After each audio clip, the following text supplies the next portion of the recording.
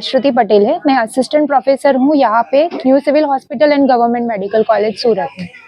लोग ध्यान से सुनिए, जब भी आप अपने बच्चे को कांच की पेटी मतलब आईसीयू में लेके आते हैं तो इतना ध्यान रखना है कि अपने बच्चे के साथ अपने एक ही सगे को भेजना है ताकि कोई अनजाना व्यक्ति अंदर आ ना सके। दूसरा, एक सिक्योरिटी की बात आप ध्यान से सुनिए क्योंकि वो आपके बच्चे की सुरक्षा के लिए रखे गए हैं। अगर आप एक ही जन आओगे, उनकी बात सुनोगे तो जाहिर है कि कोई अनजाना व्यक्ति या कोई भी अननोन पर्सन अंदर नहीं आ सकता कांच की पेटी में। तीसरी बात ये ध्यान रखिए कि जब भी आपका बच्चा कांच की पेटी में एंटर हो तो उसको कहीं भी ले जाने की जरूरत हो, कोई जांच की जरूरत हो तो अंदर से सिस्टर स्टाफ या नर्सिंग स्टाफ आपके साथ भेजे जाएंगे।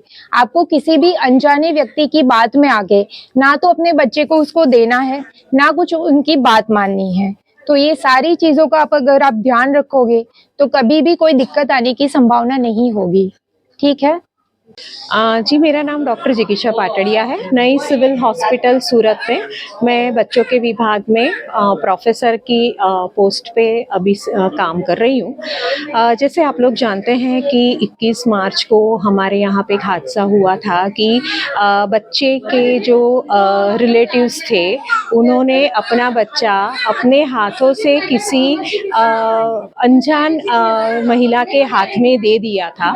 और उसमें ऐसा था कि जब भी माता को यहाँ पे सिविल में लाया गया, वो अनजान महिला उनके साथ पिछले कई घंटों से घूम रही थी और वो अनजान महिला ने बाद में बच्चों को कांच की पेटी में यानी कि एनआईसीयू में दिखाना है ऐसा करके वो उनके रिलेटिव्स को यहाँ पे लाई थी और फिर यहाँ से उनकी नज़र बचा के उनको गलत तरीके से एडवाइस करके वो ले गई थी। इसके अनुसंधान में मैं सबसे ये अनुरोध करना चाहूँगी कि अगर आप अस्पताल में आते हैं तो आप कौन से डॉक्टर के अंडर में हैं, वो आपको कहाँ पे दाखिल किया गया है वो आप पहले से जान लें। उसके बाद अगर आपको किसी डॉक्टर या नर्सिंग स्टाफ से कुछ सलाह मिली हो तो उसको ही आप फॉलो करें, ना कि किसी अनजान व्यक्ति से। तीसरा कि अगर आपका बच्चा हमारे यहाँ एनआईसीयू या पीआईसीयू इंटेंसिव केयर यूनिट में आता है तो आप किसी डॉक्टर या नर्सिंग स्टाफ के द्वारा बताए गए नियमों का पालन करें और साथ साथ जो हमारे सिक्योरिटी तैनात है वो सिक्योरिटी के द्वारा बनाए गए नियमों का भी पालन करें। नियम जैसे कि एक बच्चे के साथ एक ही रिलेटिव्स रहेगा, अगर पॉसिबल है तो माता, या अगर माता की कोई तकलीफ है तो पिता साथ में रहेंगे या दादी साथ में रहेगी। और उसके अलावा अगर कभी ज़रूरत है तो हमारे नर्सिंग स्टाफ या डॉक्टर स्टाफ के जो भी निवेदन है उसके अनुसार ही आप आगे बढ़े। दूसरा कि अगर आपके बच्चे को कहीं पे ले जाने की ज़रूरत पड़ी कोई जांच के लिए या किसी डॉक्टर को दिखाने के लिए, तभी आपके बच्चे को एक स्टाफ के द्वारा नियुक्त किया गया हुआ कोई क्लास 4 मिलेगा यानी कि आयामासी या कोई पेशेंट अटेंडेंट मिलेगा। तो आपसे अनुरोध है कि आपको हॉस्पिटल के डॉक्टर या नर्सिंग स्टाफ के द्वारा दिए गए व्यक्ति के साथ ही आप जाएं और व्यक्ति के साथ ही आप वापस आए।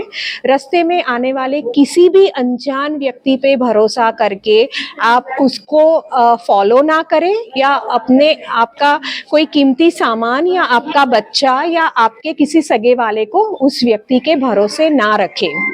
कोई भी तकलीफ है तो डॉक्टर, अथॉरिटी, सिक्योरिटी से तुरंत संपर्क करें, इसके बजाय कि आप किसी भी राह चलते आदमी से सलाह लेके आप आगे ना बढ़े। आप सबसे यही अनुरोध है। मैडम, एक ऐसा भी होता है जैसे रिलेटिव ऐसा लगता है कि हॉस्पिटल के हैं और जो डॉक्टर है उनको ऐसा लगता है कि इसके साथ में, ये कंफ्यूजन कैसे दूर कर सकते हैं? जी, हमारे हॉस्पिटल में जो हमारा नर्सिंग डॉक्टर स्टाफ है अगर वो ड्यूटी पे है तो उसका एक यूनिफॉर्म है, अगर हमारा नर्सिंग स्टाफ है तो वो ड्यूटी पे है तो उसका यूनिफॉर्म है, और हमारा जो क्लास 3 क्लास 4 स्टाफ है जो आयामासी या पेशेंट अटेंडेंट है उसका भी यूनिफॉर्म है।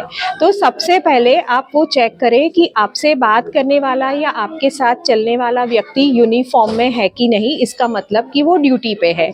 दूसरा कि अगर डॉक्टर या नर्सिंग स्टाफ जो ड्यूटी ड्यूटी पे है वो आपको क्लास 3 या क्लास 4 यानी कि जो हमारे पेशेंट अटेंडेंट है वो उनको नॉमिनेट करते हैं, उनको बताते हैं कि ये बच्चे को या पेशेंट को यहाँ पे ले जाना है। तो आपको जो व्यक्ति बताया गया है, जिसको आपका केस पेपर सौंपा गया है, आप उसी पर भरोसा करें क्योंकि वो हमारे स्टाफ के द्वारा नियुक्त किया गया है। उसके अलावा राह चलता या बाहर खड़ा हुआ कोई भी व्यक्ति आपसे कहता है कि वो हॉस्पिटल स्टाफ है तो आप उस पर भरोसा ना करें। इस कंडीशन में अगर आपको कोई भी शंका कुशंका है तो हमारे डॉक्टर या नर्सिंग स्टाफ से इस बारे में पहले आप बात कर लें, उसके बाद ही आप आगे बढ़े।